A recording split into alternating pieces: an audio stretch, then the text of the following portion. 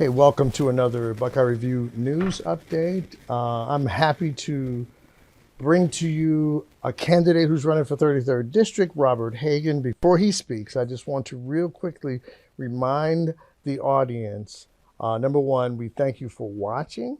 The Buckeye Review subscribers have been around for a very long time. Some of them since the beginning. The beginning for the Buckeye Review is 1937. We have subscribers in 200 cities and 26 states. We're proud of that. We get mail, emails, responses from people, and then we have quite a following on Facebook, and we're building YouTube. I'm learning how, and I'm depending on our production staff to help us with that. But I also want to remind everybody, we're in this election season. Election day is coming up in about 37 days. And right now, we are really close in this, like you have about a week left to register to vote. You have to make sure you register, because if you don't register, you can't vote. And all of these commercials that are coming on TV, these signs you see, and people are vying for your vote, they want you to vote. But there are some people that don't want you to vote. And that's an important fact. We may get into it a little bit, but if you're not registered, even if you're registered, you can check your registration. You can go to the Board of Election, just check online, and and it'll show up. Yes, you're registered. If you check and you're not there, you may have been purged. There's a purging that goes on. That's the terrible thing that we do in Ohio, and we've done it all over the country, because some people don't want you to vote. And I guess if they don't want you to vote, that tells you something. Your vote is precious. So that being said, I just wanted to get that out there. We may get to it some more, but I want to give Robert Hagan, they call him Bobby. Well, you may know him. He's been in public life for a lot of years. And then when he left office, his wife, Michelle Laporte Hagan, ran and has served for 2 terms or 8 years. And now she's termed limited out, but now that he's not going for his seat. You're not going for her seat. No, I'm not. No, you're running in the 33rd district for the Senate. That's correct. The Senate. There are 33 Senate districts, and it's the 33rd. And it's the 33rd. It's the last one. We represent 330,000 people, each of the districts. Michelle, Representative Laporte Hagan, my wife, was the state legislator in the 58th district. She had 110,000 people. It was a different district. She succeeded me in 2014 and served wonderfully well. I think people liked her much more than me for the last 8 years, and she's just herself term limited as well. Well, we like the fact that our legislators come and talk to us, yes, right? Of course. Let us know. I liked, you did the same thing. I guess we know what Michelle did, because, she's more right now. Even now, I got an email yesterday on something, that the legislature is doing, and there's a lot going on. But since it's an election and people are vying to be elected, and you are, I want to thank you for coming and you said 330,000. Describe the district. Maybe Mike, thanks for, number one, inviting me. Sure. I think it's important that our communications politically are open, and that people understand where we are on different issues. A candidate sometimes disappears. I like to think I'm always out there, always available, willing to talk to the voters, making sure that they understand that the two-party system sometimes works better when people are able to judge the district and the people when they're voting. The district itself is a funny district now, because it was gerrymandered by the Republicans, who have been in control for the last 25 years, to reflect what the Republicans want. So the district now is all of Mahoning County, all of Columbiana County, and it moves rather quickly west over to Carroll County. Those counties south of us, Carroll County and Columbiana County, are very Republican districts. 65 to 85% voted for Trump during those times. The district is not as responsive to some of my constituents and that Michelle's constituents that we've been used to serve, being in the legislature, having been a service to them. And that means that a lot of the African Americans in the community have nothing in common with those in Carroll County. Carroll County certainly doesn't understand the struggles of working people, doesn't understand the struggles of inner city, don't understand the struggles of a school system that's sometimes topsy-turvy in the cases of what we're doing in Youngstown. But we've been able to try to make it work. So the district is all over the place. And again, it was something that I have to remind people, because I think it's important to remind them, that when they redistricted in 2015, the voters of the state of Ohio said that they're done with that kind of redistricting. They're done with the unfairness. And the Democrats did it in the past, but they put a marker down. That is, the voters put a marker down and they voted. Almost 80% said, stop the gerrymandering, stop choosing who your legislator is going to be. Let's let the voters make the decision instead of the legislators making the decision who their voters are. And so they changed it. And in 2015, so you fast forward to 2021, take it to court. Supreme Court says it's gerrymandered, unconstitutional. Take it back to court. Gerrymandering, unconstitutional. 4 and 5 and 5 times the Republicans have been held accountable for the gerrymandering. And they've made the district very favorable to those Republicans, not just here, but all over the state of Ohio as well. Well, I think it's all over the country. I think today they just had the arguments at the Supreme Court about how they gerrymandered the state of Alabama to take districts. It was what it could have been 2 black districts. They split up Montgomery, the city of Montgomery. They split it and diluted the vote. When you say dilute, though, we're saying basically the concentration of people in the city was cut up, and let's merge it with the suburbs and the exurbs and the country. So we all have the same things in common. I wonder, though, what is the difference? What is really the difference? Because, I mean, we're all humans. We all want the same thing, right? We all want affordable, health care. I think, people in the suburbs and people in the country, want, protection and inflation to be under control. So do you think that your candidacy can resonate with people who live far away from the city? Well, poverty has a funny way of leaning on people and leaning on the legislature and leaning on how politics works. There's a lot of poverty in the 3 counties. Right. And it's serious. It's not just Youngstown that's going through this. Exactly. Poverty rates have increased in Carroll County, increased in Columbiana County, and certainly have increased here, where almost 95% of young kids are on some form of assistance of getting breakfast, lunch, and dinner. There's something terribly wrong when we have that. But what there is a difference is that people don't recognize it in some of the foreign counties, the distant counties, that what's going on in the city. They don't have the same types of poverty. They don't have the same types of struggles. They don't have the same types that African Americans go through, particularly in Youngstown. And that's what Michelle and I have always answered to, because you can't have maternal births that are more African Americans are suffering than they are in any other parts of the state. You can't have infant mortality rates that are higher in some parts of the third world. You have the real struggles. And you can't have an educational system that continuously fails the people that you're trying to educate to make sure that A, they can vote, B, they can be members of society, that they're contributing. So those are the struggles that we're going through. I think it's so clear that the district was drawn up to favor, in the past, the Republicans. And when it was brought up to my attention, I noticed that it already showed that I was 10 points down in the way that they redistricted the district. Now, it's not me, it's the district that's 10 points down. That's an unfavorable view of what we should be doing. So the Ohio Supreme Court ruled the 5 times, and they just said, we've got to get closer to representation. We've got to get closer to understanding what the struggles are. I'm glad you mentioned that, and it may take some time, and people may want to check back on one of our previous broadcasts, if you will, where it did talk about redistricting, talked about some of the lawsuits, showed a couple of maps, how that's done, because it is sort of a dense topic. Most people just want to know, barely know whether they're registered to vote and where to vote, as opposed to what are the boundaries of my district.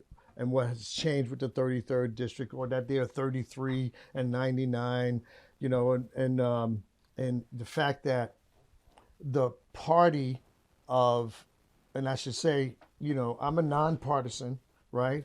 But I should echo the fact that the Republican Party did disobey the law, Correct. the That's correct. constitutional amendment, That's correct. and the Supreme Court several times. I think people need to be reminded of that, because the Supreme Court said this is the law, and a handful of people on the redistricting committee, it was 5 Republicans and 2 Democrats, I believe, a handful of people said, okay, we're not going to change it.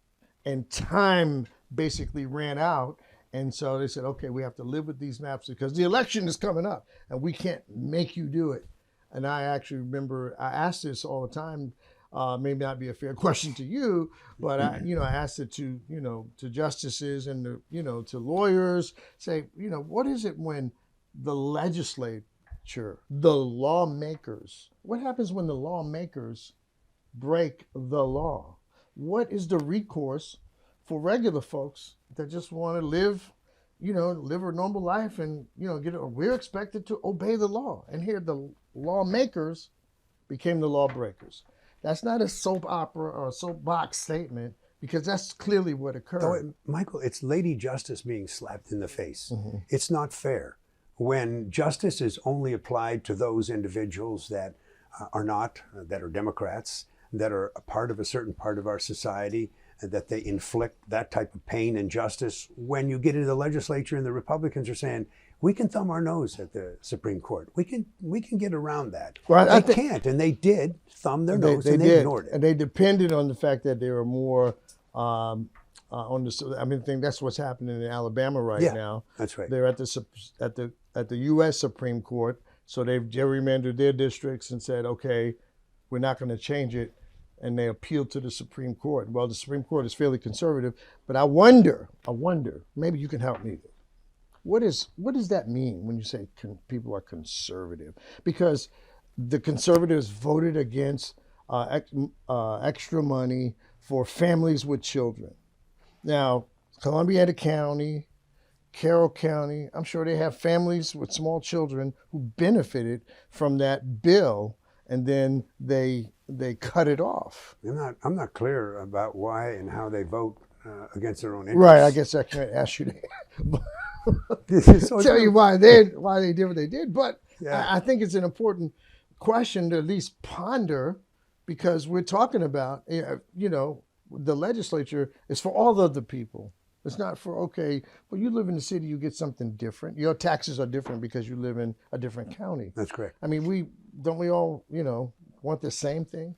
Well, the mark of an individual being born in a different zip code mm-hmm. is something all of us should think about, because nobody picks their parents, nobody picks where they're born. Exactly. Nobody understands that. And those of us that care deeply about the human condition, those that want to make sure that people are raised in the right way, that they are educated, and that they are given equal justice for mm-hmm. all. Mm-hmm. Those are the things that differentiate between the Republicans and the Democrats. And I like to fight for those issues that are very important. Working people against corporate America or corporate Ohio, mm-hmm. making sure that the poor have lobbyists that are fighting for them mm-hmm. in the legislature, making sure that food is distributed well, and you don't have food deserts and all mm-hmm. over mm-hmm. The state of Ohio. Those are things that are very important, and making sure that the school system is funded fairly, and making sure that those individuals that think there should be guns in every classroom, whether it's a police, somebody guarding, or the teacher, or the bus driver, or the cafeteria worker, that's what my opponent thinks is okay. Or sending a 10-year-old off to another state who had been raped and impregnated by a sexual predator, mm-hmm. off into another state to get health care and the abortion that she obviously needs. Mm-hmm. And that's something that differentiates the Democrats from the Republicans. And there's a choice that people should be able to make. Those conservative Republicans, actually the extremist mm-hmm. Republicans, are tearing apart our democracy. They're tearing apart what we are as the fabric of what this democracy is all about. And the fight that we have is to make sure that everyone is included, and they are excluding too many people. That's unfortunate, but I wonder if we can get them to the table. I wonder if we can have a discussion with your opponent, right? I mean, we'll just put that out there. Your opponent is Michael Ruley. Michael Ruley. Yeah. So, Michael Ruley, I'd love to invite you to have a conversation to answer some of these questions, so people can make a choice and not assume what the position is. Because I think, you say guns in the classroom. To me, I'm not a teacher. I think it's probably not a good idea, but I'd like for the opposing side to say why he believes that's a good idea. The same thing with, they're passing around bills about to basically ban books in school, for example. Yeah. And I just wonder, what they would say. And I'll just say here, this is not for your benefit. It may seem like it is, but there was a forum week before last or last week held by the Community Mobilization Committee, which is an organization of about 20 different organizations in the city, and under Reverend Simon is the president, and there was over 100 people there, and all the candidates running were there except for the Republicans. So none of the Republicans showed up at this forum. I think people felt like that the Republicans were taking the community for granted. Now, that's what they felt like.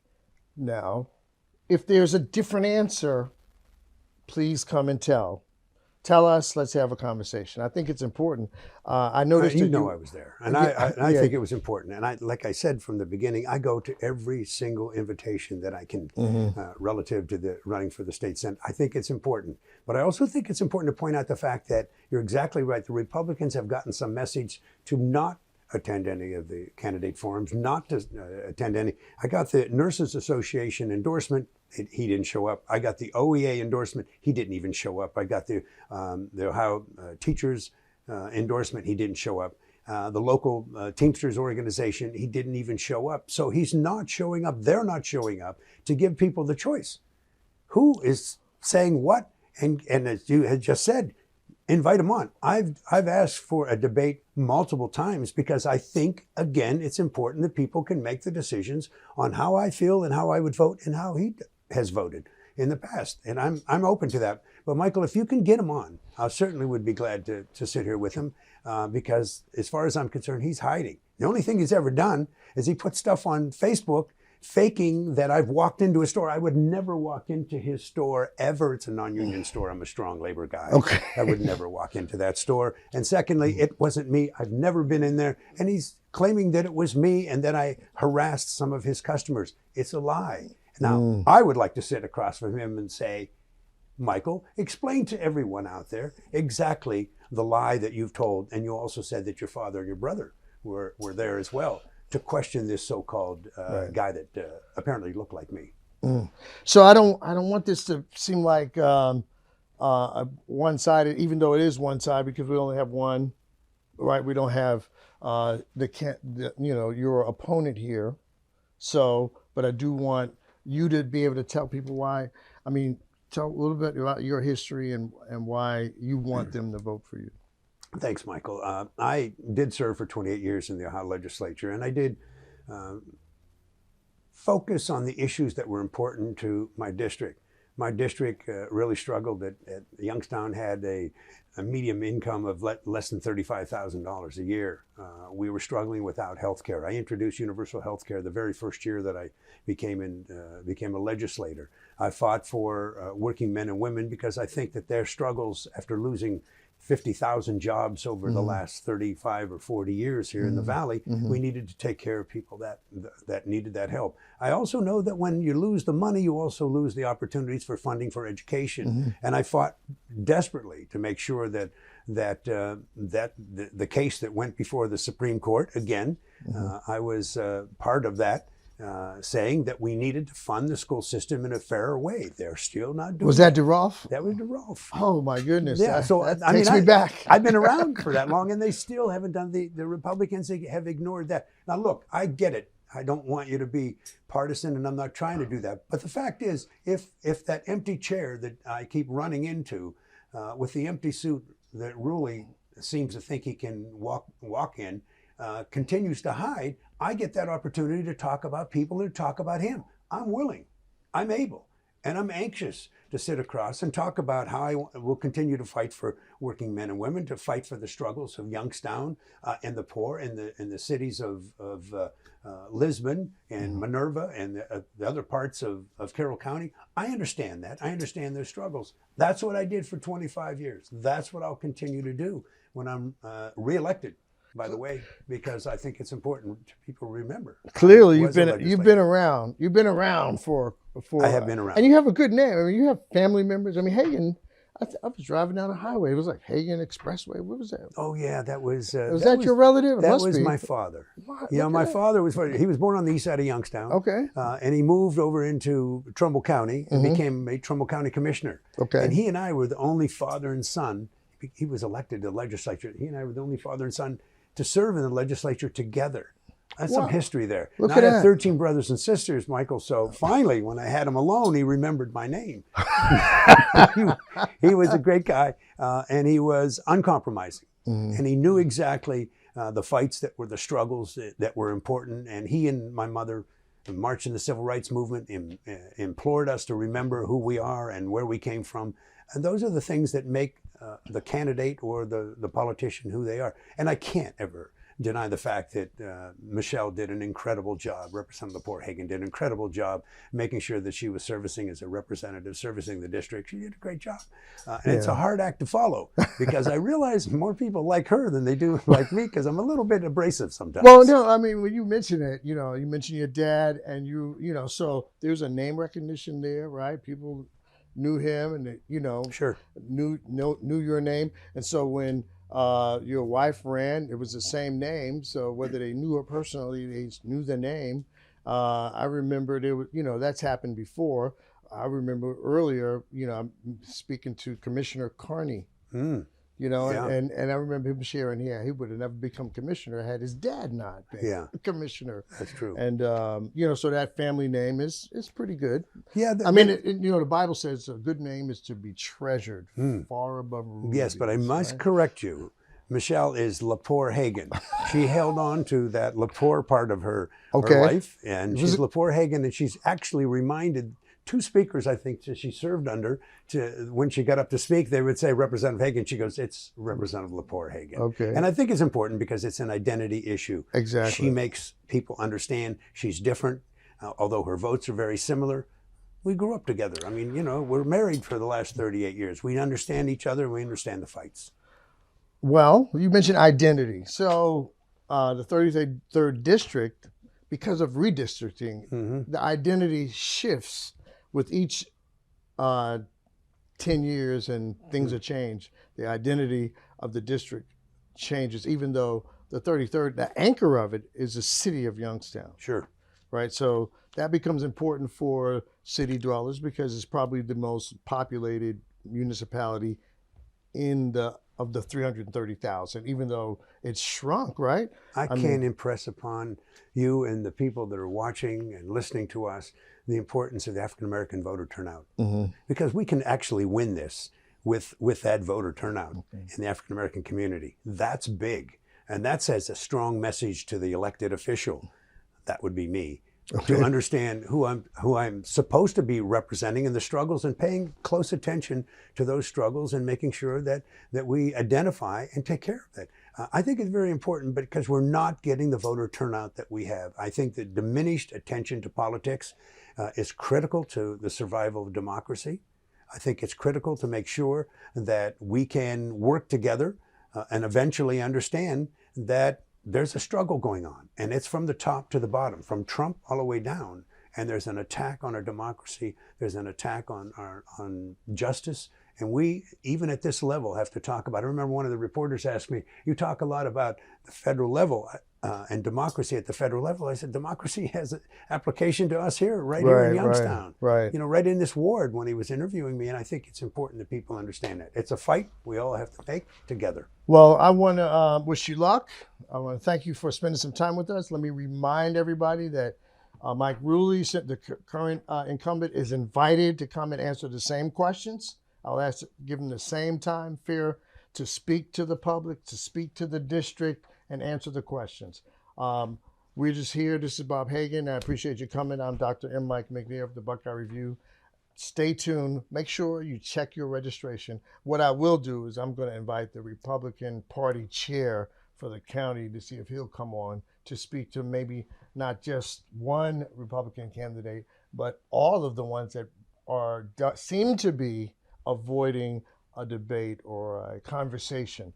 The public needs to know, and that's what we're here for, to give you information. So thank you again. You're welcome. Thank you for listening. We appreciate all of our subscribers.